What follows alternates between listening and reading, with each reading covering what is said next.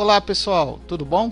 Aqui é Adriano da Panda Titan Informática e hoje a gente vai fazer o nosso segundo podcast da novidade de podcast que eu estou começando a fazer agora, e a gente vai fazer uma discursiva e a minha opinião sobre a questão do fim do suporte do Windows 7, né? O Windows que durou praticamente 10 anos aí no ar e finalmente agora nesses últimos dias chegou ao fim do suporte, e fica aquela questão: para onde vai os usuários do Windows 7? Vão para a nova plataforma? Vão trocar de computador? Então, nada melhor do que eu dar a minha opinião discursiva aqui nesse podcast sobre as vertentes que podem acontecer com cada tipo de usuário na relação desse fim de suporte do Windows 7, né? Bom, historicamente falando, a gente sabe que o Windows já está aí há praticamente 40 anos, ou talvez um pouquinho mais, e a gente sabe que o Windows ele vem desde 1971 para cá engatinhando em suas mais derivadas versões, até chegar na supremacia de que hoje quase 80% da população mundial já utiliza o Windows de alguma forma, mesmo que sejam versões antigas ou versões atuais. A gente sabe até que no market share de utilização de sistemas operacionais, o macOS ainda detém em torno de 20% do mercado, e infelizmente o Linux, eu que gosto tanto do Linux, por isso que eu falo infelizmente, ainda está abaixo dos 5% do que é o market share de uso de computadores pessoais ou empresariais ou servidores a nível de utilização de Linux, da plataforma Linux, do kernel Linux e das distribuições Linux. Bom, nesse tempo, o Windows ele tem um tempo maior de desenvolvimento, né? E o Linux, como a gente sabe, que é esse o foco do nosso podcast, a questão dos usuários irem para Linux, a gente sabe que o Linux ele tem aí mais ou menos em torno de 29 anos de idade. Então fica a questão: se o Linux ele é mais novo a nível de desenvolvimento, desde quando o Linus Torvalds lançou o kernel ou o seu protótipo do que seria o núcleo de comunicação entre kernel e hardware, né? Lembrando que o Windows também tem o kernel dele, que hoje é chamado de NT, né? Kernel NT, e o Linux ele tem o kernel dele desenvolvido desde 1991, né? E o Windows tem mais 20 anos aí na frente, que foi de 71 para cá. E vem a questão: se o Linux tem apenas 29 anos, será que ele embarcou o mesmo nível de desenvolvimento do que o Windows, né? Bom, aí é que está a questão. A nível histórico, eles possuem vertentes diferentes de aplicabilidade, né? O Windows, a gente sabe que foi um grupo da Microsoft ali de desenvolvedores que criavam os chamados surpresinhas de programas, que eram aquelas caixas que você comprava com CDs, disquetes, e instalando nos seus computadores e vendo aquela maravilha de softwares fazerem algumas tarefas para você de controle no seu computador pessoal. Já o Linux não, na sua vertente de desenvolvimento, ele foi focado mais na questão de comunicação do usuário com o hardware e o que poderia ser construído posteriormente quando o kernel dele já estivesse no nível que o usuário pudesse interagir com o sistema para programativamente programar algo que o próprio sistema poderia te dar de forma objetiva ou mais direta do que o Windows alguma utilização do computador. Um exemplo clássico disso daí, por exemplo, é a questão de redes. A gente sabe que o Windows ele levou praticamente 20 anos para consolidar o uso dele em redes, até por causa do desenvolvimento das tecnologias Ethernet, Novell e tudo mais.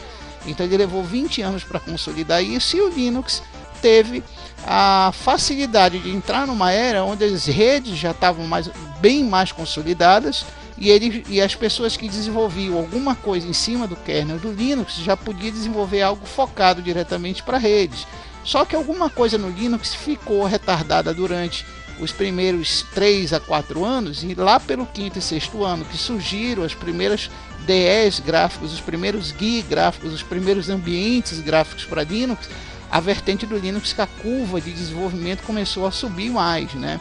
Então, historicamente, a gente pode dizer que o Windows está em constante evolução já há 40 anos, e o Linux também está sendo empurrado por uma vertente que há anos atrás era chamada de software livre. Depois veio a era do open source, né, para a questão de divulgação de código. E através de Richard Stallman, junto com o projeto do kernel Linux do Linus Torvalds, eles criaram uma comunidade que hoje já passa mais ou menos de 200 milhões de pessoas, bem mais que isso até, e essa vertente faz com que todos esse pessoal que são programadores façam uma contribuição para que o Linux se torne cada vez mais um sistema mais evoluído e aplicável a diversos ramos da tecnologia, né? Uma coisa que a gente pode agora, que eu vou dar a minha opinião, é a questão da aplicabilidade tecnológica. Tudo que o Windows permeia a nível tecnológico, o Linux também permeia. Mas tem um grande diferencial, é que na aplicação do dispositivo em si, o Linux ele ganhou vantagem sobre o Windows na questão desses últimos 29 anos que ele está em desenvolvimento, né? O Windows a gente vê que ele tem a sua supremacia em desktops, computadores de aplicações comerciais, notebooks, alguns tipos de handhelds, tablets, como no caso do próprio tablet que a Microsoft fabrica, que é o Surface, e também ganhou supremacia em algumas outras aplicações de hardware, mas a gente não vê como o Linux, que ele é aplicável hoje em diversos tipos de tecnologia de hardware, desde relógio de pulso, geladeiras smarts, TV smart. Você não vê uma TV smart com Windows, mas você vê uma TV smart com Android que está rodando na base do kernel Linux. Então, o kernel Linux está permeando praticamente tudo a nível até de dispositivos. Hoje a gente sabe que a nível tecnológico, muitos dispositivos têm a sua EEPROM, a sua ROM, a sua BIOS Basic, a sua RANDAC, totalmente gravada através de codificações que são compiladas em ambiente Linux.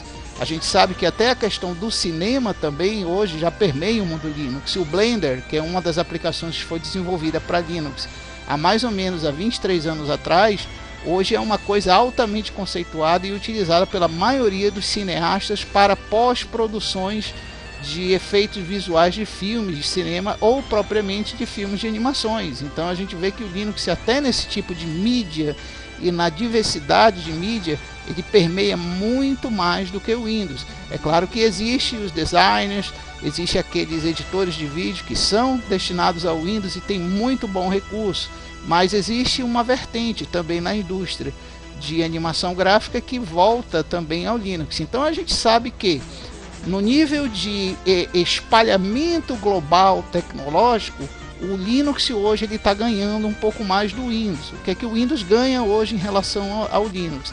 É a supremacia hoje da computação pessoal. Ele está ali no computador de casa, ele está ali no computador da empresa, ele está ali no computador do engenheiro e assim por diante, né? Assim como teve também, historicamente falando, a tentativa da Microsoft de entrar permear o mercado de celulares, né? Como foi com o Windows Phone da Nokia. Não sei porquê, não vou entrar no mérito porquê, que não deu muito certo, mas o mais interessante é que foi uma tentativa ali do Windows também permear outras áreas tecnológicas que o Linux já vinha permeando muito bem na questão de smartphones, isso muito tempo antes até da Microsoft com o advento do Android, né? Vale lembrar também que algumas coisas que existem no sistema Darwin, que é o sistema gráfico do macOS, está rodando sobre algum kernel, que é um kernel até mais simples e mais funcional do que de outras distribuições Linux, que está rodando ali dentro do macOS. Valendo lembrar que tanto esse kernel Linux como o Darwin, ele tem desenvolvimento de um grande conjunto de programadores que trabalham em cima de um sistema operacional BSD, que é uma plataforma BSD, e hoje também existe o sistema operacional FreeBSD. Então muita coisa do macOS é desenvolvida ali e teve as suas raízes em relação a isso que eu falei na história do Linux em si. Esse pessoal que usa FreeBSD, a plataforma BSD, e desenvolve as coisas para outros sistemas operacionais, geralmente está usando alguma coisa de Linux ali. Então o Linux, queira ou não queira, ali no macOS, ele tem alguma contribuição ali para estar rodando ali, mesmo no sistema Darwin gráfico dele, assim como no kernel do macOS que está rodando ali. Bom, agora a gente vai passar por um outro comentário que eu vou fazer, que é com relação à classificação de usuários, né? que usam determinado sistema, e vem a questão: será que eles vão passar para Linux? Esses usuários que usam o Windows 7 e estão recebendo hoje a notificação de que o Windows 7 acabou, não vai ter mais suporte, não vai ter mais update, né? Lembrando que quando a gente fala que é fim de suporte, a gente não quer dizer que o sistema lá, o computador da pessoa, vai parar de funcionar de vez. Não é bem assim não, tá?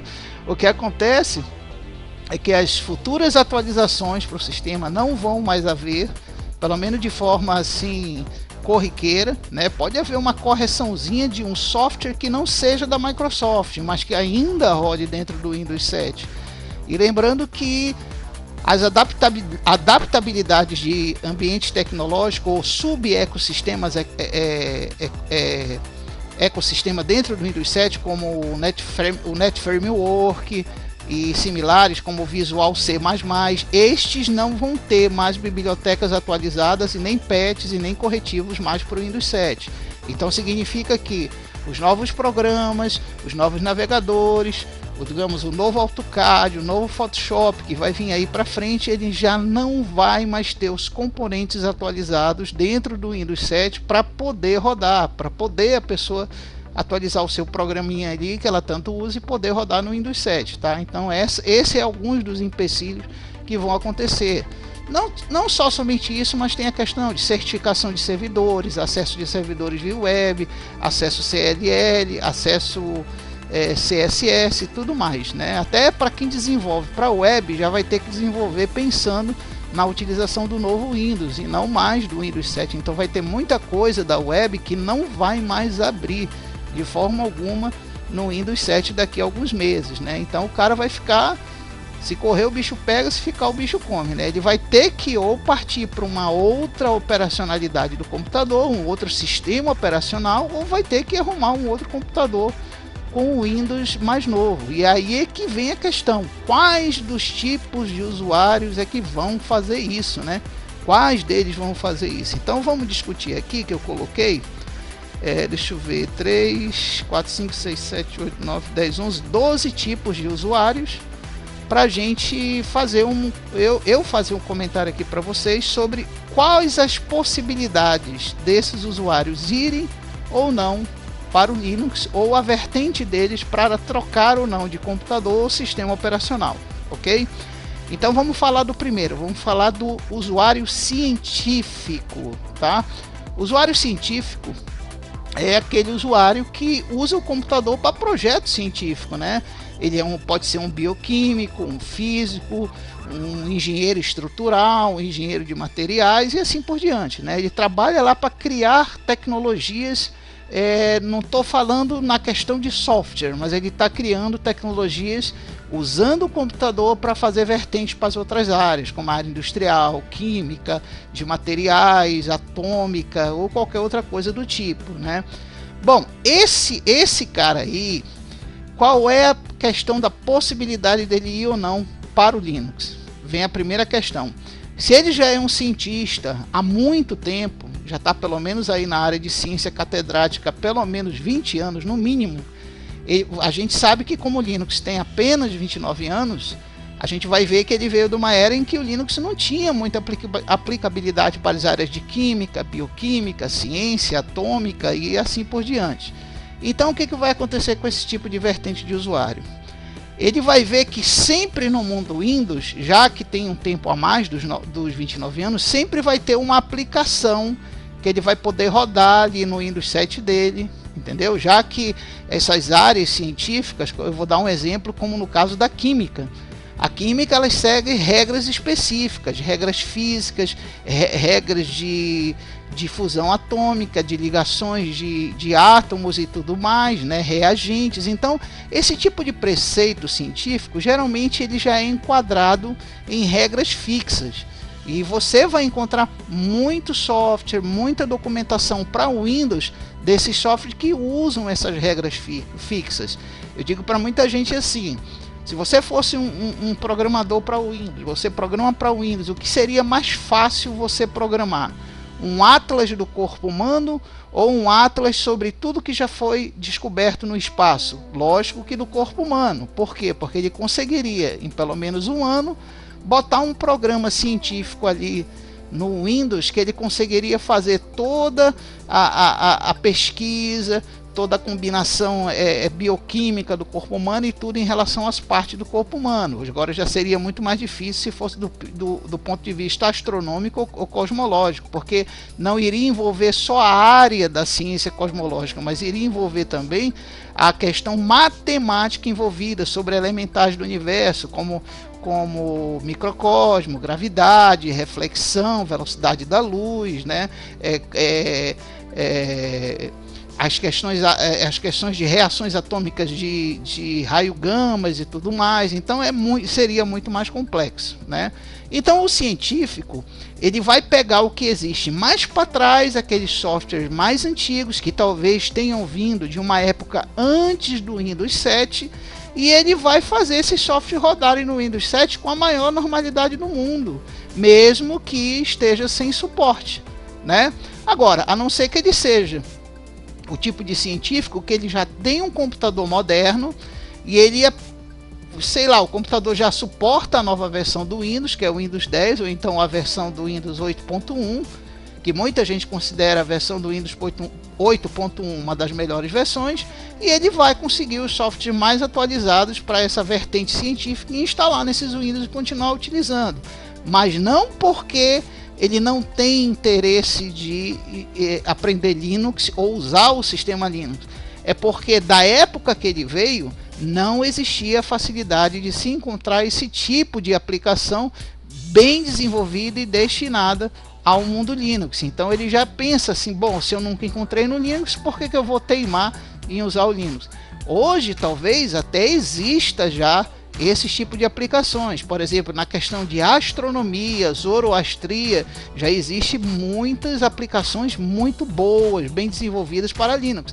Mas como ele já teve, o usuário científico, ele já teve aquela premissa de que ele não encontrava isso no Linux, então é muito difícil de que ele vá para o Linux, esse usuário científico, tá? Então essa é a minha opinião sobre ele. Vamos para o segundo tipo de usuário, que é os engenheiros, tá? Os engenheiros são aqueles que têm aplicabilidade profissional para a questão de construir as coisas usando materiais já criados pelos cientistas, né? Então o engenheiro é o construtor do projeto, ele projeta para construir, correto? Esse tipo de perfil que eu estou citando, desse tipo de engenheiro, provavelmente ele já vem de há muitos anos utilizando já o AutoCAD. E a gente sabe que o AutoCAD, a nível de recursos e funcionalidades que ele tem lá, ele tem uma gama de recursos que até hoje eu, como usuário Linux, ainda não vi nada parecido dentro do mundo Linux. E, se eu não me engano, existia uma época aí que a própria Autodesk estava oferecendo softwares CAD, não o próprio AutoCAD, mas outros softwares CAD pagos para se utilizar no mundo Linux. Mas parece que deram uma vertente para trás nisso daí, talvez por problemas de adaptabilidade e problemas de suporte. Agora, isso não quer dizer que no mundo Linux não exista programas CAD. Existem programas CAD bons no mundo Linux. O único problema é que quando você começa a aprender a passar o teu projeto de construção de engenharia para o computador, o AutoCAD ele te dá uma noção assim, uma noção mais amigável para você fazer essa transição. Até porque a documentação para AutoCAD, os cursos que existem e todo o apoio da Autodesk em cima do AutoCAD já vem de há muitos anos. Então você encontra isso na internet com muita facilidade, livros, apostilas, tutoriais, cursos e tudo mais. Agora, você pega um softcad muito bom para Linux, você vai ver que uma minoria de pessoas utilizam ele. Então você não vai achar muitos tutoriais, principalmente os tutoriais mais detalhados, você vai achar resumos, apostilas completas vão ser mais difíceis de encontrar. Então, se o engenheiro tiver a noção de que existe um programa bom no Linux, mas eu não vou ter a facilidade de achar cursos específicos ou orientação específica para fazer coisas mais complexas, ele vai preferir não mudar para Linux. Ele vai preferir continuar usando o Windows no seu AutoCAD. Agora, o AutoCAD é interessante, é por isso que eu digo, é mais um motivo que eu vou dizer agora. do usuário CAD ele não ir para o Linux é porque o mesmo engenheiro que utiliza o CAD na versão mais atual do Windows 10, ele consegue trabalhar com uma versão anterior, mesmo que seja 3 ou 4 versões anteriores do AutoCAD, no Windows 7. É uma coisa interessante do AutoCAD que quem usa o AutoCAD ou sistemas da Autodesk para CAD, usou um já sabe usar outras versões, porque muda muito pouco. O que acrescenta de uma versão do AutoCAD para outra não é a questão da ferramentaria, da onde estão as ferramentas. O que muda é o oferecimento de recursos adicionais. Então o cara ele só tem que aprender o adicional, porque todo o resto é idêntico à usabilidade dentro do AutoCAD. Então é por isso que uma vez que o usuário AutoCAD, o engenheiro AutoCAD, ele sabe disso, é muito difícil que ele escolha ir para o mundo Linux, por causa dos problemas que eu citei anteriormente.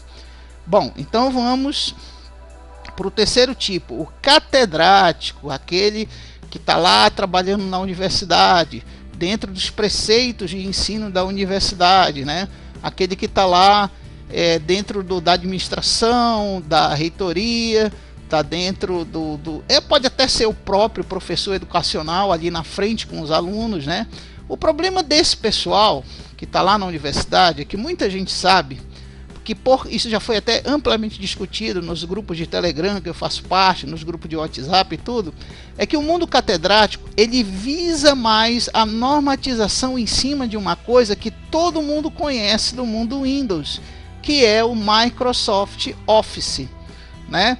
Até as nossas normas, a BNT, as normas processuais de publicação de trabalhos acadêmicos, de TCC, de teses e tudo mais, geralmente são normatizadas em cima de termos que são específicos do Microsoft Office. Questões de primeira linha, fonte Arial, fonte Time New Roman. A gente não vê alguém dizer assim, nessa norma você vai usar a fonte Calibre, nessa norma você vai usar a fonte Sans Serif Plus ou Sans Serif Botica. Então, existem fontes que dariam para ser utilizadas, que são muito parecidas com Arial, Time New Roman, Tahoma e outras, mas infelizmente os acadêmicos querem que os trabalhos a nível de cientificamente de forma formatativa, de forma de formatação de aparência visual, seja nas fontes da Microsoft. E as fontes da Microsoft a nível de o que você vê é do jeito que você obtém, funciona melhor no Windows, porque essas fontes não estão presentes em todos os mundos Linux. Claro que você pode instalar uma Arial, uma Time New Roman, uma distribuição Linux, mas a nível visual de formatação final, milimetricamente, tem diferença. Então o pessoal que é catedrático, eles estão normativamente vinculados aos poderes tecnológicos, desenvolvimentos de formatação do Microsoft Office e do Windows. Então o que acontece? Se alguém na faculdade usa lá o Windows 7, nem que seja com uma versão antiga da Microsoft, do Microsoft Office, como o Office 2007, não vai ter problema essa pessoa, porque a normatização ela é em cima da formatação padrão do Office, em cima dos recursos padrões que existe do Office, entendeu?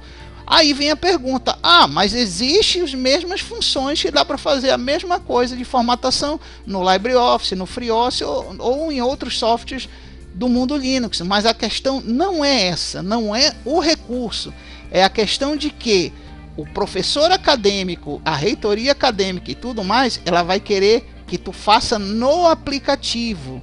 Por quê? Porque eles têm como depois pegar o teu trabalho que foi feito numa outra aplicação diferente do Office, e quando ele vai jogar no programa de análise, o programa vê que a formatação possui micronicamente diferenças para a formatação que seria o texto no Microsoft Office. Então eles têm como detectar isso aí. Então esse vínculo do mundo catedrático à Microsoft, ao uso do Windows 7 e até o uso de versões antigas do Microsoft Office, não tem para onde correr. Eles vão continuar usando o Windows 7, vão dar o jeito lá de tirar aquela mensagem de fim de suporte, né? Existem técnicas que removem essa mensagem de fim de suporte do Windows 7 e vão continuar usando o Windows 7 por questões normativas do trabalho acadêmico em si, né? Então vai ser muito difícil esse pessoal. Até porque os professores, quando estão na sala de aula hoje, isso eu falo de 99,9% de todos os professores que estão na sala de aula de faculdade, de universidades, eles sempre digam, façam o trabalho lá no Word e tragam para mim. Se for outro modelo de formatação, eu não vou aceitar. Então isso já está no sangue lá da veia do mundo catedrático. Então vai ser muito difícil esse pessoal mudar para Linux, tá? Bom, vamos para o quarto tipo, que é o programador, ok? O programador já é um pouco diferente de todos os outros exemplos que eu citei. O desenvolvedor e programador de software, ele sabe que hoje o mercado está tendendo para várias vertentes. Hoje a gente tem a programação e desenvolvimento voltado para mobile, voltado para Android, voltado para sistemas IoT, voltado para Windows, voltado para Linux. Então vamos dizer assim, se o cara está na flor da idade e está lá aprendendo programação, começou lá com C, né, que é uma linguagem mais científica da coisa, no mundo permeando geral, a programação é uma linguagem mais científica da coisa. E ele vê que do C ele pode já ir para outras linguagens que são aplicáveis a outras plataformas operacionais, como Android, como C, aliás, como Android, como o Linux, como o Windows, como o BSD e tudo. O que ele vai fazer? Ele vai pensar, não, eu não vou ficar só no Windows. Eu vou aprender outras linguagens de programação em outros universos, de outras plataformas operacionais, para que eu esteja mais apto a programar não só para um sistema operacional, mas para outras plataformas operacionais. O único problema é, como eu falei no início desse podcast, é a questão do market share. Ele pensa assim, alguns programadores pensam assim, se eu for desenvolver um software que seja um RP de controle da empresa, eu penso que a maioria das empresas vão estar utilizando o Windows, já que o market share do Linux se beira menos de 5%. Então o que ele vai fazer? Ele vai programar para o Windows, que é justamente o que amigos meus sempre falam, como o Blau, Cristiano, que o Linux não vai estar onde o dinheiro da Microsoft e o comércio fiscal de venda, capitalismo está.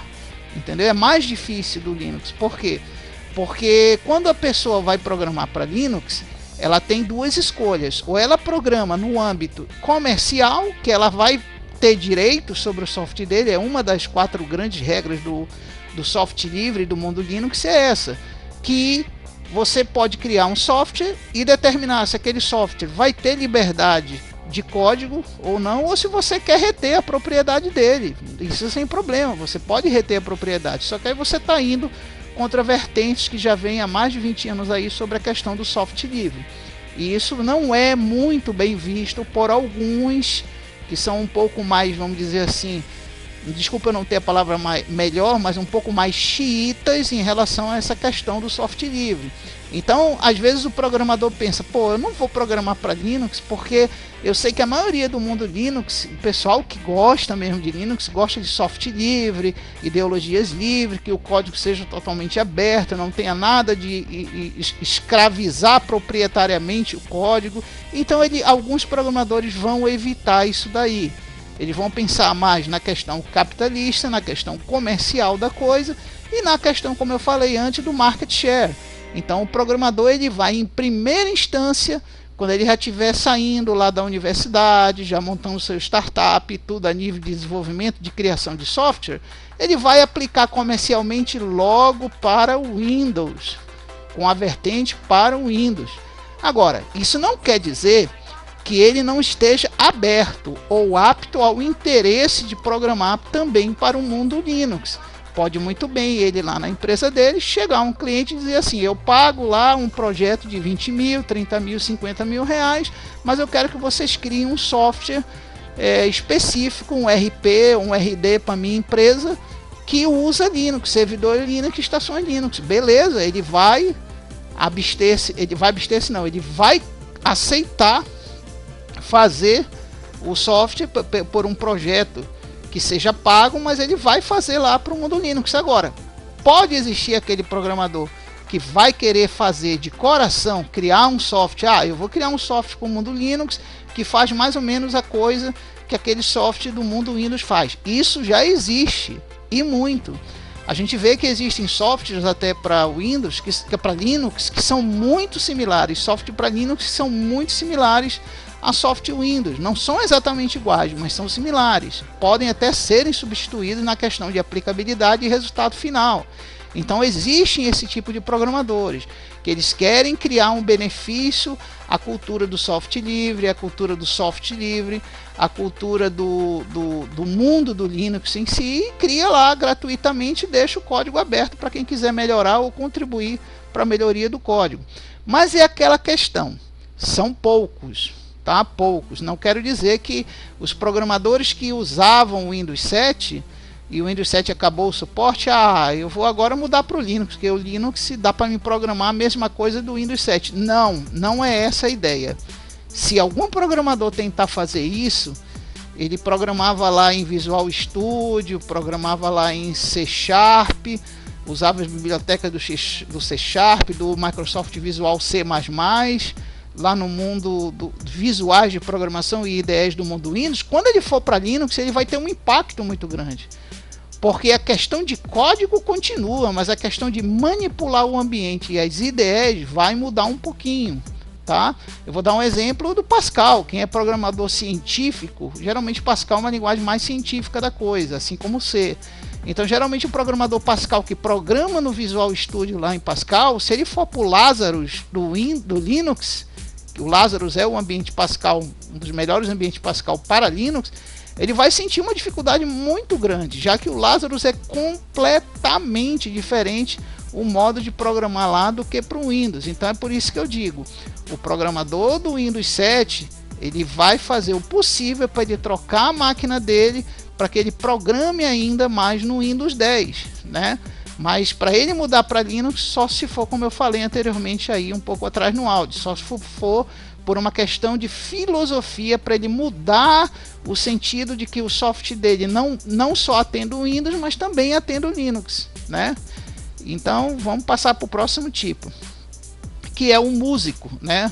O artista musical, o cara que compõe a música e tudo mais. Hoje a gente sabe que nessa questão de músicos e recursos para composição musical, principalmente para composição escrita da música, que é partitura, notação e tudo mais, a gente sabe que o macOS, né, assim como o Windows, tem excelentes programas para fazer isso daí. Agora, lembrando que a questão da música, a gente tem duas vertentes. Tem a vertente da notação, que é o cara que compõe e escreve a música, e tem a vertente do cara que grava, é a vertente estúdio, né? Aquele que está lá todo dia querendo fazer a mixagem, a gravação dos jams, do que ele toca, de solo, harmonia, acompanhamento, acorde e tudo mais. Quando cai na vertente da notação, a gente vê que no mundo Linux não existe assim excelentíssimos programas para a questão de notação, dele poder redigir partituras, redigir melodias, composição de instrumentos escritos em partituras em multiprocessual, que a gente chama em multipauta, né? Os músicos chamam de multipauta, que você tem uma pauta para cada instrumento. É muito difícil achar um programa tão perfeito assim no mundo Linux do que no mundo do macOS. A gente vê muito nos Estados Unidos que praticamente 99% ou mais de 90% até dos músicos lá usam o macOS para esse tipo de vertente, de notação, de escrita musical, entendeu? Então, o pessoal que usa, que são muito poucos, eu posso dizer que eu sou músico desde os... Eu comecei com 7 anos, mas comecei assim em banda e tudo mais, composição e acompanhamento lá pelos 14 anos de idade. E posso dizer que de lá para cá como músico, eu só usei o Linux pouquíssimas vezes para composição. Agora usei muito mais para gravação. É como eu estou fazendo esse audiocast agora. Eu estou usando o Linux para fazer a gravação da minha voz aqui, depois a mixagem com outras coisas e a publicação. Então, quer dizer, já quando o cara parte para estúdio, ele parte lá para gravação do instrumento em si, aí ele pode muito bem usar ou o Windows ou pode usar o Linux. Então, se uma pessoa está no Windows 7 e não sei com qual programa ela está conseguindo fazer notações de partituras perfeitas, com certeza ela for para o mundo Linux atrás de um programa tão bom quanto o que ela usa no Windows 7, ou até melhor que o Mac, ela não vai achar. Então a tendência desse que faz notação musical no Windows 7 e perdeu o suporte, ou ele vai continuar no Windows, ou ele vai para o Mac OS. A gente que trabalha no mundo Linux, a gente sabe que existe o Music Score, né? o software Music Score, que ele faz notações muito bem. Mas quem está no mundo Mac sabe que existem softwares fantásticos para fazer isso daí. Eu estou tentando lembrar o nome de um aqui, mas não consigo agora. Mas o cara do Windows 7 ou ele vai para o Mac, ou ele vai comprar um novo computador para continuar usando já numa versão atual do Windows 10 ou do Windows 8. Só que já a vertente do músico que grava em estúdio, esse daí ele pode, se alguém apresentar para ele, olha, no Linux dá para fazer isso de áudio, tem sistemas de switches excelentes para fazer áudio digital, conversão de áudio analógico, captura de áudio pelo jack, como no caso do LMMS. Até quem é DJ, que quer fazer mixagens em tempo de apresentação real, tem um mix que adapta até hoje com pads de controle, né? Então, se você apresentar para uma pessoa, o mundo Linux tem como fazer a manipulação de áudio em tempo real, ele vai achar fantástico isso, ele vai achar maravilhoso.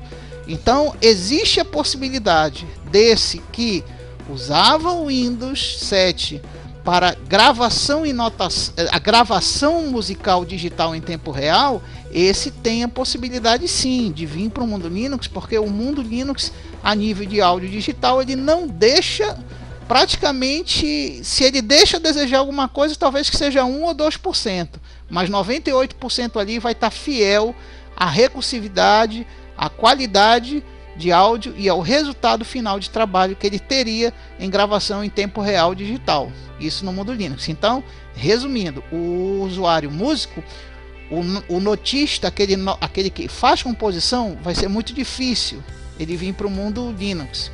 Mas o que trabalha com estúdio ou gravação de tempo real, é bem possível que ele vá para o mundo Linux, se ele conhecer as grandes suítes de áudio digital que existe no mundo Linux. Bom, então vamos falar agora do sexto tipo, que é o design, é o artista visual, o design visual, aquele que desenha, aquele que cria arte, aquele que faz a computação plano 2D ou nem que seja raster 3D acontecer numa tela de computador. A gente tem que lembrar que nessa classe de usuários estão também os artistas que trabalham com fotografia digital, né? E quando a gente fala de fotografia digital, a gente lembra do mundo Windows, a questão do Photoshop, né? O Photoshop realmente ele é um programa que o que ele se destaca em relação a todos os outros de outras plataformas é que o Photoshop ele atende muito bem o pessoal do Mac OS e atende muito bem também o pessoal do Windows. Existiu até um certo tempo atrás uma versão mais simplificada dele para quem tinha Linux e queria comprar o software, mas pelos mesmos problemas que eu citei da Autodesk no áudio anterior, a Adobe retirou do site a venda do software que eles tinham lá para o Linux, que era equivalente ao Photoshop. Agora, existem outros softwares mais simples que eles têm lá que estão disponíveis para quem quiser comprar para Linux, mas não vai ter todos os recursos que o Photoshop tem.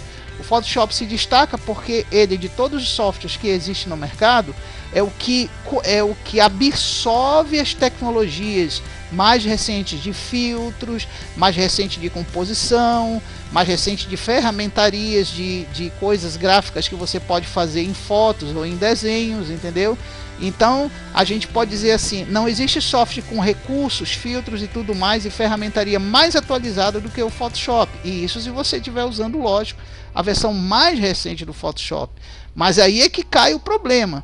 Será que o usuário do Windows 7 ele vai poder rodar a versão mais recente do Photoshop até que vai sair agora nos próximos meses? Não vai, pelo fim do suporte. Então vem aquela questão, se ele é um design que ele não tem o objetivo de mudar para o mundo Linux, ele vai ter que então ficar restrito a usar versões mais antigas do Photoshop e versões mais antigas de programas de design como o CorelDRAW, né? Mas aí tem um problema, quem usa o CorelDRAW vai ter a necessidade de mudar para outro computador, para outro Windows. Por quê? Porque o CorelDRAW, até nas versões atuais, ele não se instala mais no Windows 7, e isso nem com facilidade. Então, quer dizer, se ele diz, não, eu vou ter que usar o CorelDRAW, queira ou não queira, ele vai ter que trocar de computador e instalar um outro Windows. Agora, se a pessoa é um artista visual, eu não estou falando de gente que faz retoque digital em fotos ou trabalha com fotos ou animação de fotos. Ele apenas faz arte visual. Ele, sei lá, vou dar um exemplo, ele faz desenho para revista em quadrinhos, ele faz arquétipos de desenhos simples ou até mais toscos que são usados em TV, comerciais e tudo mais. Esse daí pode haver a possibilidade dele ir para o Linux. Por quê? Porque esse tipo de aplicabilidade no Linux ele já está muito bem preparado de alguns anos para cá. Lembrando que esse tipo de design visual, de artista de desenho visual, ele precisa muito da mesa digitalizadora, aquela com a canetinha, que ele passa a canetinha, já vai digitalizando o movimento da caneta, cada gesto da caneta é uma pintura específica. Hoje o Linux já tem suporte para isso. Tanto que se você hoje comprar esses tipos de mesa para desenhistas, no próprio site do suporte de driver, de suporte de software, já tem a compatibilidade com Linux.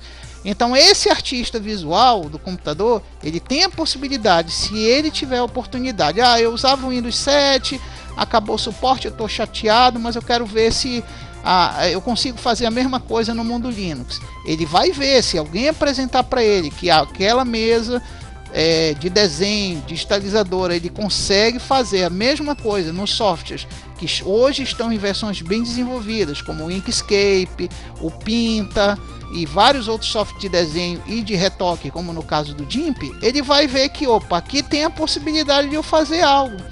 E o mais interessante é que a preocupação desse pessoal que trabalha nessa área de design é que eles querem saber se aqueles softwares de desenho específicos são compatíveis com formatos específicos.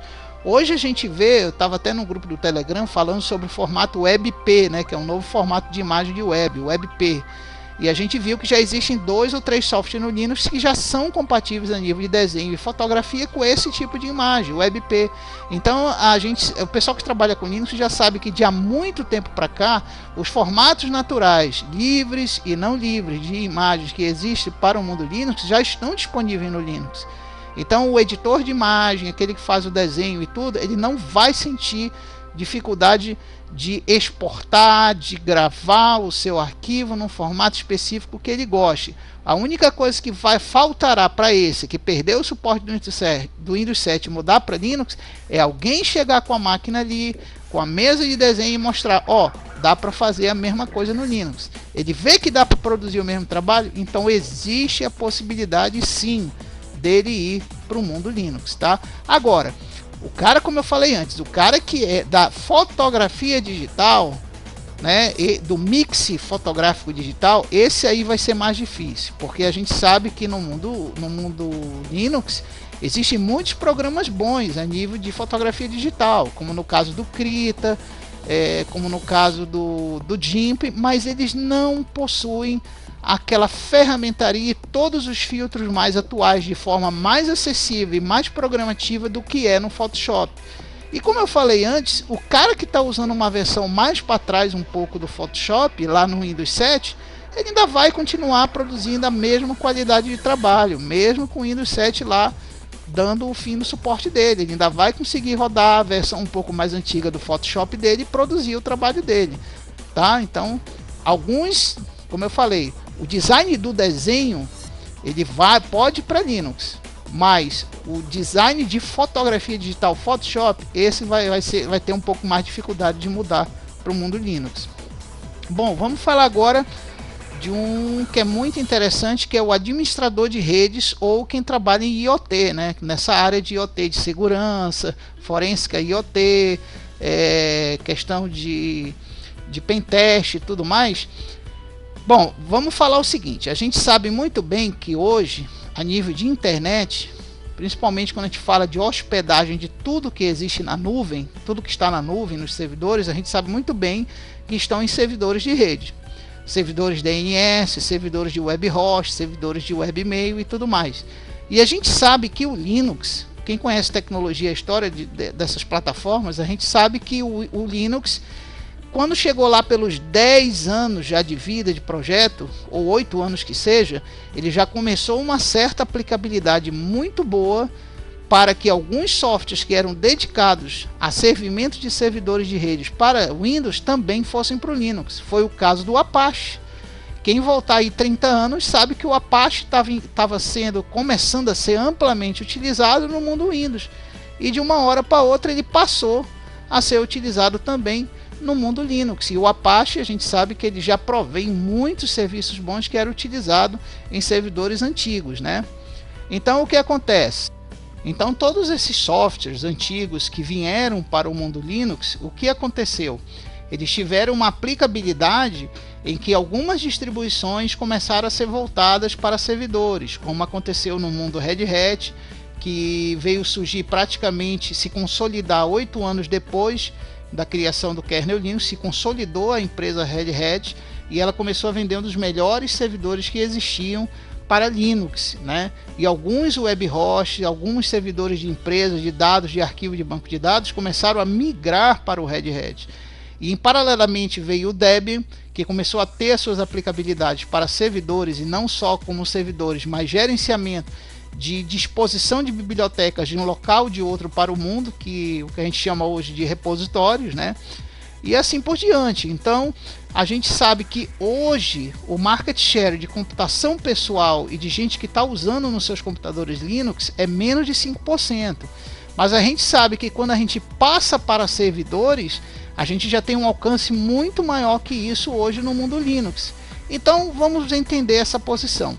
Se eu tenho um mercado onde o servidor de rede Linux ele está proeminente hoje, a pessoa que se formar nessa área de administração de redes, ela tem que pôr ou certificação ou através por estudo de conhecimento ou de esforço pessoal de aprender, ela tem que conhecer alguma coisa de Linux e já manipular ou ser um administrador de sistema Linux para dar monitoramento, manutenção e aplicabilidade ao servidor das empresas hoje, que tem ainda muita empresa usando o servidor Linux. Então a questão do administrador de rede, ele vai para o Linux não por uma questão que ele vai dizer assim, não, eu só vou querer saber de rede Linux e acabou-se. Não, o bom profissional de rede Linux, de redes, ele tem que estar preparado para todas as fatias de mercado, seja rede Windows, seja servidor Windows. E ainda tem uma outra questão, a questão de domínio, né? O domínio de redes é uma coisa que já veio até um pouco antes do surgimento do Linux. Então as redes a nível de domínio, não só de domínio, quando eu falo domain name, né, que é domínio, não falo só do DNS local, mas também de DNS externos, que são exatamente os domain names. E também as tabelas de domain names, porque a internet funciona assim, você acessa um site e um servidor procura no outro nas tabelas de domain names aonde é que está o link ou o IP daquele outro domínio. Então o que acontece? Isso já veio antes do Linux se permear o mundo da rede. Então a gente chega à conclusão que hoje você não consegue ter uma rede local totalmente Linux sem usufruir do benefício de algum domínio Windows, que seja local ou que seja externo, via nuvem, via internet. Então quer dizer, é outra prova do que eu digo, que o usuário, o administrador de rede e o usuário de rede, ele vai ter que saber os dois universos, do Windows e do Linux. Agora, já na questão do Windows 7, isso aí fica muito difícil de determinar se ele vai ou não vai para o mundo Linux. Por quê? Porque o Windows 7, mesmo sem o suporte, pelo menos a nível de acesso de rede local ou acesso de extranet ou intranet, ele continuará funcionando normal, enquanto o TCP/IP está aí. E o Windows 7 a gente sabe que dá para você aplicar o protocolo IPv6, que é o protocolo mais moderno, que também já existe para servidores Linux, para distribuições Linux, que tem o Network Manager já adaptado para o IPv6. Então eu digo assim, na realidade não é que o usuário do Windows 7 ou de outro Windows vá para o Linux e abandone o Windows. Na realidade ele tem que aprender a administrar os dois. entendeu? Então, a questão do administrador de rede ir para Linux não é uma questão de opção, é uma questão de obrigatoriedade profissional, ou de completar o know-how profissional dele para isso, tá? Bom, vamos para o próximo usuário, que é, deixa eu pegar aqui, que é o TechLab.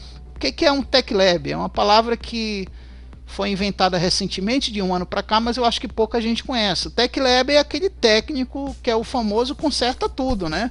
Ele tem lá o laboratório dele com as ferramentas eletrônicas que ele pega a placa, conserta a placa, BGA, micro SMD, SMI, eletrônica, a eletrônica padrão, que a gente chama de eletrônica analógica, eletrônica digital, programação de EPROM, BIOS e tudo mais. Então, esse TechLab aí, o mais interessante é que esse TechLab ele vai para o mundo Linux, ele vai sim, da mesma forma, pelos mesmos critérios que o administrador de rede. Por quê? Porque o TechLab ele não trabalha só diretamente na parte de hardware, mas ele também tem que ter o apoio de todo software possível para resolver problemas relacionados a software. Até porque alguns problemas de hardware ele tem que resolver via software. Então a gente vê que hoje o mundo Linux ele possui muita coisa já voltada, não só programativa para hardware, mas também programativa para que outros aparelhos que não são destinados a hardware, mas ajudam em equacionar os problemas do TechLab para que ele consiga resolver os problemas dele. Então é uma questão de obrigatoriedade. Se ele quiser fazer tudo no mundo Windows, vai chegar um dia que ele vai ver que, aquele recurso que eu quero para programar tal EPROM, tal placa, para resolver um problema de recuperação de dados e tudo mais, ele vai ter que recorrer também ao mundo Linux. Eu, por exemplo, aqui onde eu trabalho, eu acho que eu sou uma das poucas pessoas que trabalham com recuperação de dados no ambiente Linux, porque até onde eu conheço aqui na minha cidade, todo mundo que recupera dados em TechLab usa software Windows, mas eu não, eu prefiro não utilizar eles em favor do Linux que eu tanto gosto. Para mim o Linux já virou não só mais do que uma ferramenta, mas também virou uma espécie de cultura de trabalho meu, né? Então é por isso que eu faço os mesmos recursos de TechLabs também usando a plataforma Linux. Mas isso é bom para mim, né? Pelo menos, porque se eu for trabalhar em qualquer outro lugar, em qualquer TechLab que exista, eu já vou estar preparado tanto para o mundo Windows como para o mundo Linux. Então o TechLab ele vai ter que ter essa visão. Ele vai ter que partir, largar um pouquinho o Windows dele e aprender alguma coisa de Linux que vá utilizar ele na resolução dos problemas de software, de hardware dos computadores do cliente dele. Então isso já é uma coisa inerente ao Windows 7, né? Inerente. Agora eu já conversei com muita gente que teve a mesma experiência que eu com o Windows em TechLab, e eles sempre falam, olha, nada foi melhor para TechLab do que o Windows XP e o Windows 7. Muitos deles reclamam que o Windows 10 não tem a mesma habilidade de se comunicar com determinados tipos de interfaces, de portas, de aparelhos específicos como o Windows 7 e o XP tinham. Bastando instalar o driver lá já resolvia o problema, né? Então, se o TechLab manter o Windows 7 dele lá, mesmo com a mensagem de falta de suporte, ele mantendo para usar os softwares que ele já utiliza, ele tem a opção, não é obrigatoriedade, mas ele também tem a opção de usar o Linux para ter outras ferramentas adicionais para resolver outros problemas de TechLab. Então não é que ele vá ter que precisar mudar para Linux, ele vai ter que na realidade absorver paralelamente algumas ferramentas do Linux para resolver a questão do TechLab dele, seja ou não seja com o fim do suporte do Windows 7. Ele pode também trocar lá a máquina dele para o Windows 10 sem problema. Aí nós vamos agora para os gamers, né? Os PC gamers, pessoal aí que passa madrugada, virando madrugadas aí jogando, né? Eu fui um assim, para você ter uma ideia, eu fui assim, mas há muito tempo atrás, na supremacia do Windows, né? Hoje eu já tenho outros afazeres, né? Eu tenho um sustentáculo de outras tarefas para fazer na vida, então jogos já não é a coisa mais importante da minha vida. Mas eu conheço gente que ganha muito dinheiro jogando. Hoje existe isso, né? O jogo que quanto mais tu joga, tu ganha dinheiro. Bom, esse tipo de perfil, hoje, se eu voltar 2 anos atrás, eu tinha uma visão um pouco menos pragmática em relação a isso. Eu achava que Linux, Linux o calcanhar de Aquiles, eu achava 2 anos atrás que Linux o calcanhar de Aquiles dele era a questão dos jogos. Por quê? porque você não conseguia rodar os jogos mais atuais, pelo menos eu não conseguia rodar com tanta facilidade, mesmo emulando os jogos mais modernos ou mais atuais dentro do Linux. E eu reparei que de 2 anos para cá, quando conheci muita gente aí no mundo da internet, através de redes sociais e tudo mais, eu verifiquei que o Linux hoje está ganhando uma vertente muito grande para gamers. É o caso da Steam, que já tem suporte para jogos do Linux. Antigamente era, eu acho que uns 15 jogos só na Steam que rodavam no Linux. Hoje tem um monte de jogos lá que rodam. Não só a Steam, mas existem outros servidores também na internet de jogos que rodam jogos online, até mesmo sem precisar instalar no Linux, já rodam jogos baseado no compositor gráfico do Linux, baseado em Xorg, em Wayland e assim por diante. Então hoje, a questão do gamer, eu vou lhe ser bem sincero, o gamer ele só não vai para Linux, por quê? Porque ele já tem, é claro que todo gamer já tem um certo conhecimento tecnológico, e por ele ter o conhecimento tecnológico, ele já teve gente que já viu usando o Linux, já viu configurando as coisas no Linux e deve ter achado, meu Deus, é muito mais complexo, pelo menos naquela época, 2 anos atrás.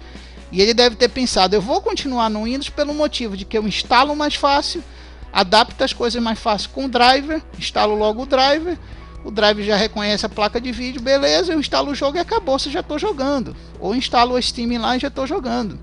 Já no mundo Linux, a gente tem certas dificuldades programativas. Por exemplo, quem tem placa híbrida aí, que são as novas placas, os novos sistemas gráficos de hardware de notebook, que combina sistema gráfico de barramento do processador com barramento do vídeo anexado, que é justamente o híbrido.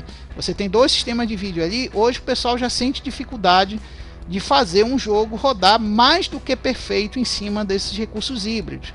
Aí o pessoal que usa Linux compra uma placa dedicada e instala lá no seu PC, né? Mas aí se a placa não for 100% compatível com Linux ou o projeto dos drivers não tiver adaptado para determinadas coisas que o jogo vai exigir, você pode ter algum tipo de zica ali em utilizar o Linux. Então os gamers geralmente já sabem disso. Hoje a gente vive um mundo de gamers em que eles estão mais atenados a tecnologias, novidades e os problemas do que há 2 anos ou mais para trás.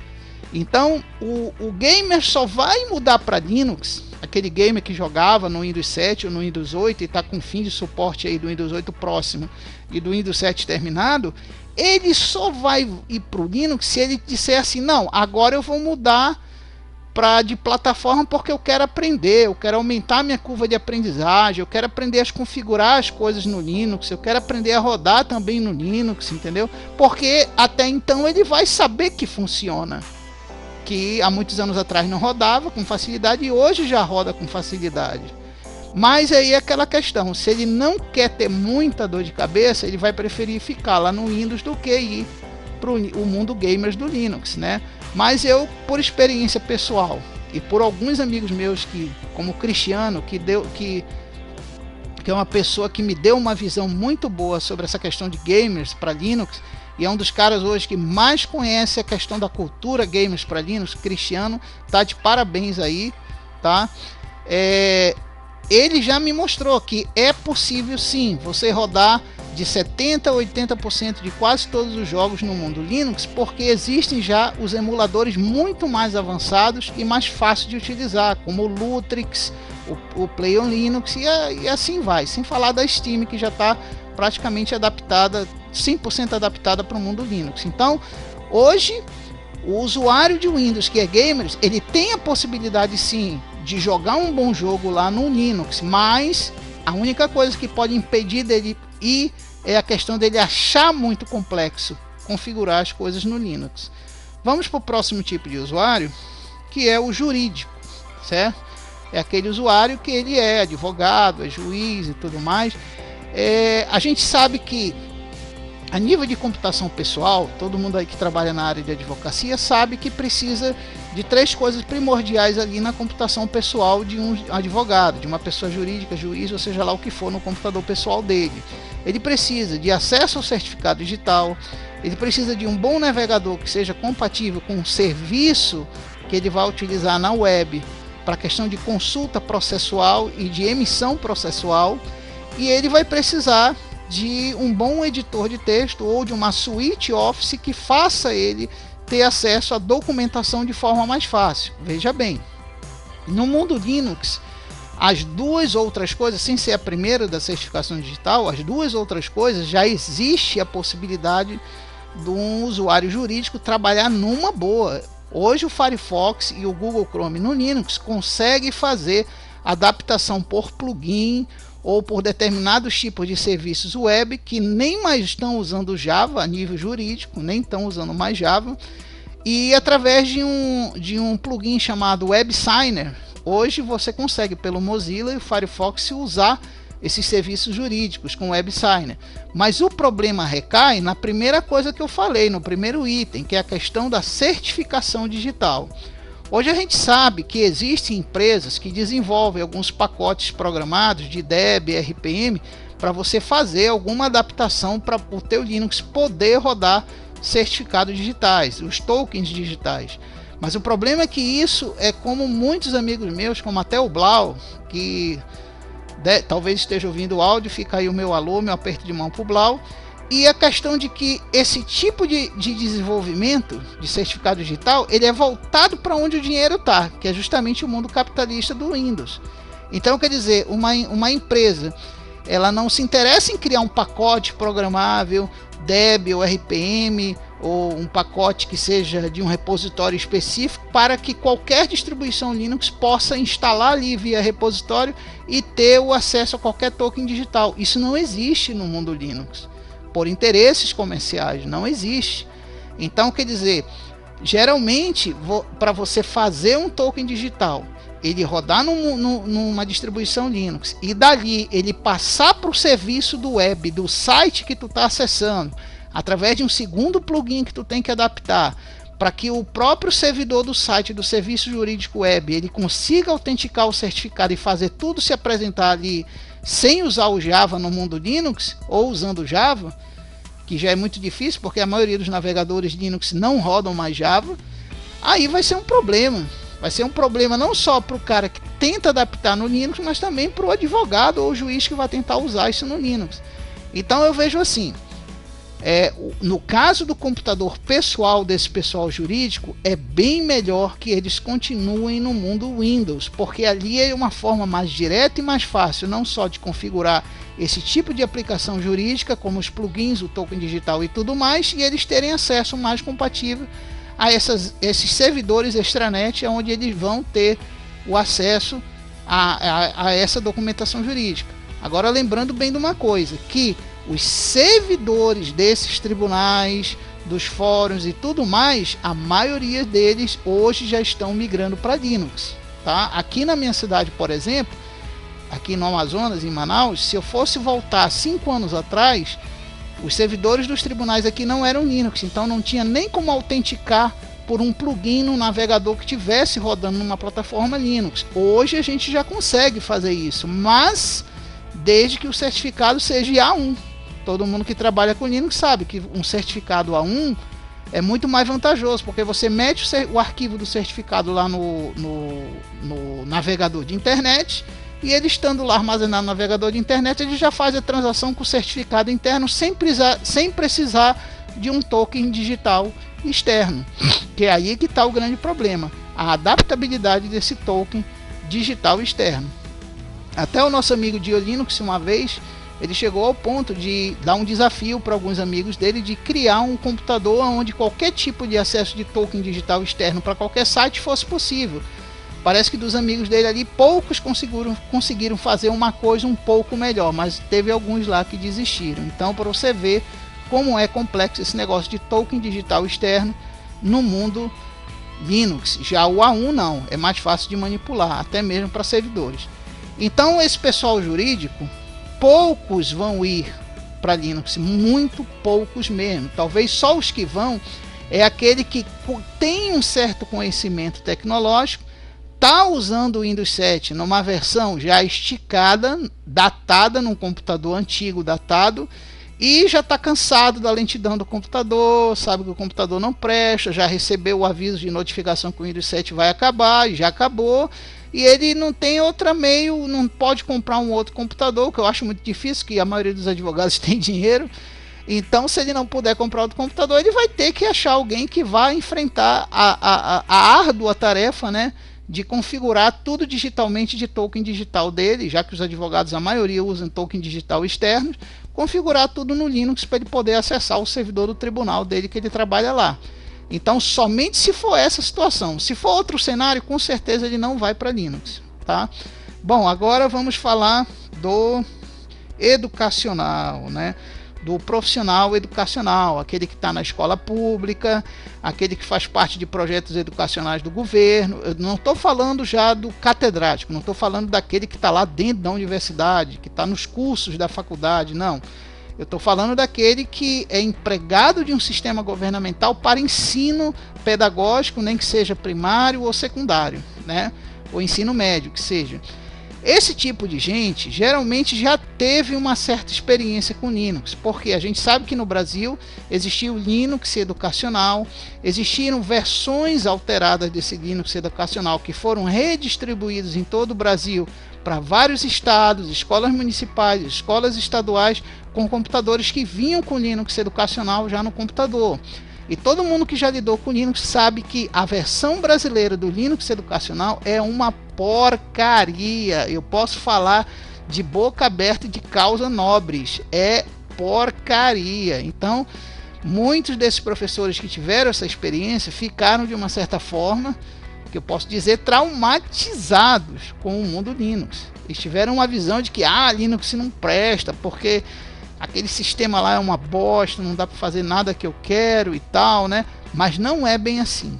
Infelizmente existe isso dos professores que tiveram essa péssima experiência com o Linux educacional, e existe também aqueles professores que nunca tiveram experiência com Linux educacional, sempre usaram o Windows 7, e hoje, eu tenho até um caso que eu estou resolvendo hoje, de um professor que tinha uma máquina muito antiga. Você sabe que no Brasil o professor não ganha muito bem para comprar uma máquina de 4 ou 5 mil reais.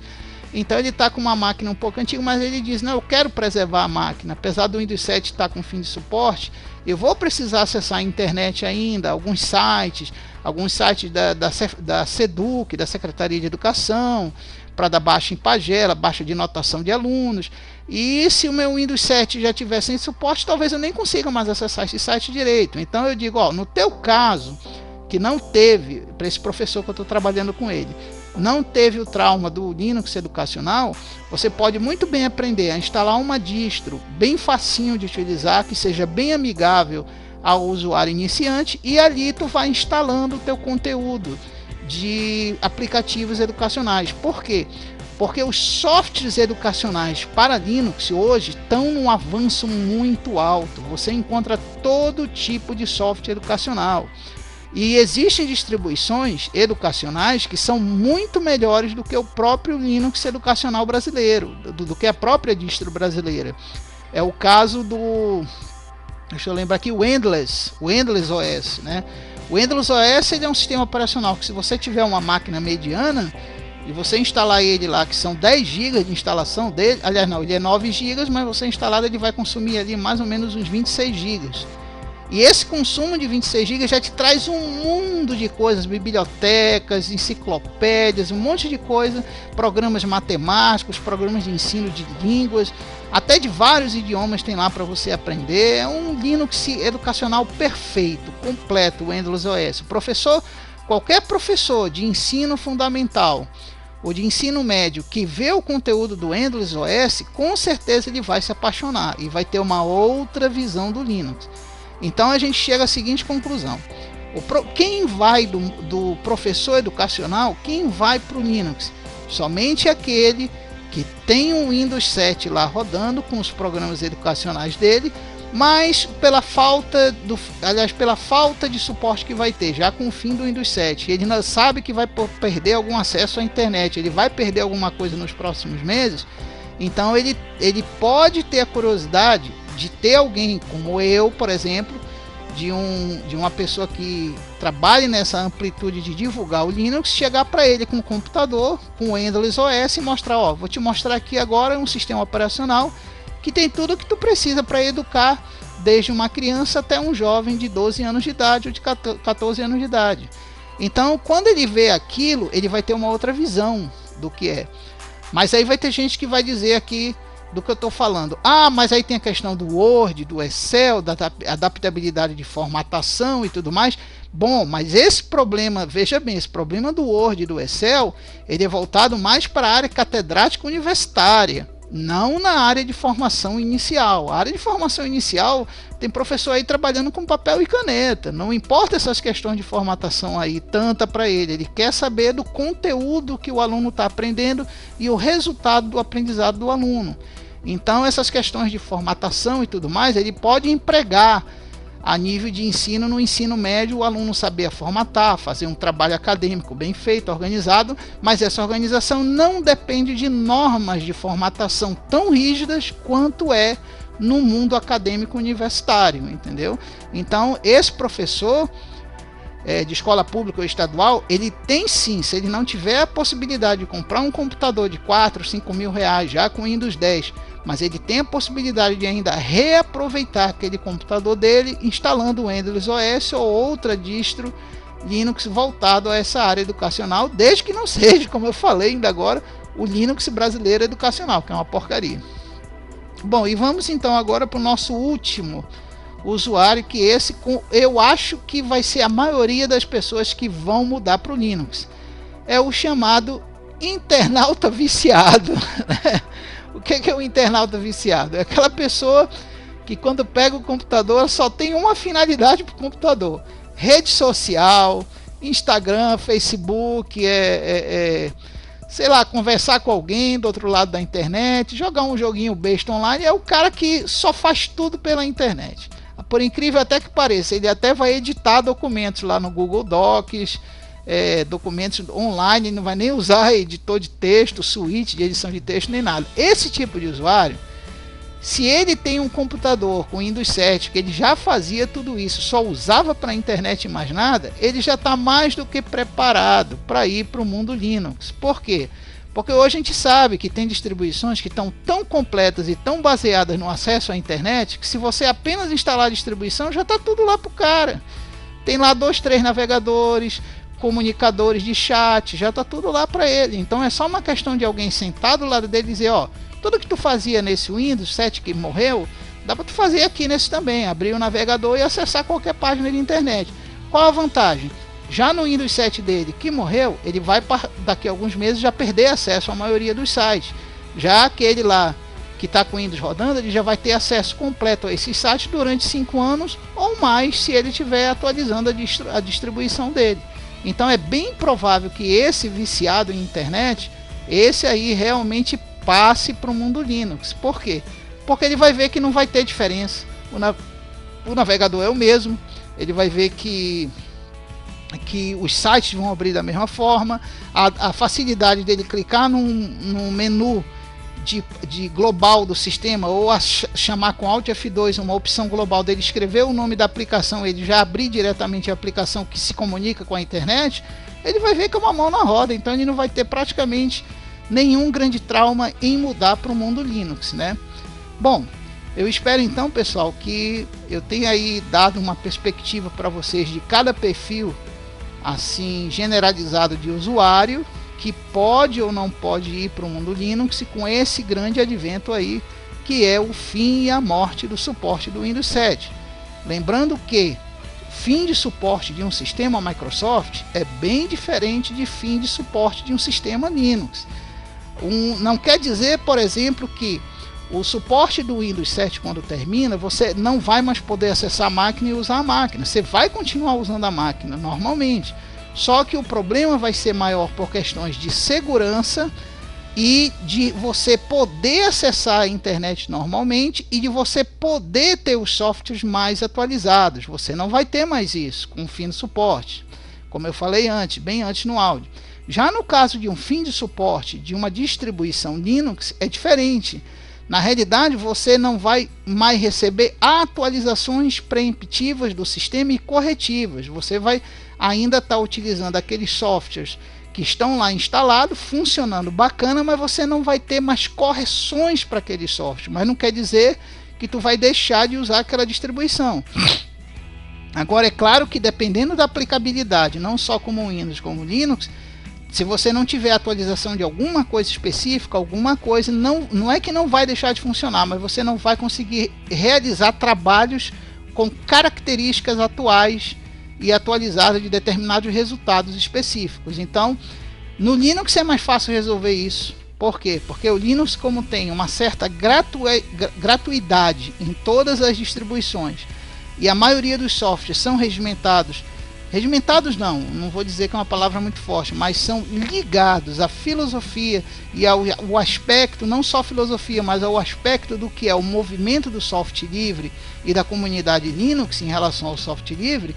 Você tem a liberdade total de que quando estiver perto do fim do suporte, ou mesmo terminando o suporte do Linux, você apenas manda a tua distribuição se atualizar, ou você baixa uma nova versão gratuitamente atual, instala num token ou numa unidade USB ou num cartão de memória e instala novamente no teu computador. Então, quer dizer, é muito mais fácil você sair do fim do suporte, pelo menos do ponto de vista econômico, você sair do fim do suporte do Linux e resolver teu problema, do que você ter que resolver o fim de um suporte de uma versão do Windows. No caso do Windows, você vai ter que comprar um outro computador, desembolsar um bom dinheiro, pagar a licença do Windows, pagar a licença do Office, e lá vai dinheiro para você se manter atualizado com o Windows. Então essa é a grande vertente diferencial que existe entre o Windows, de suporte Windows e suporte Linux.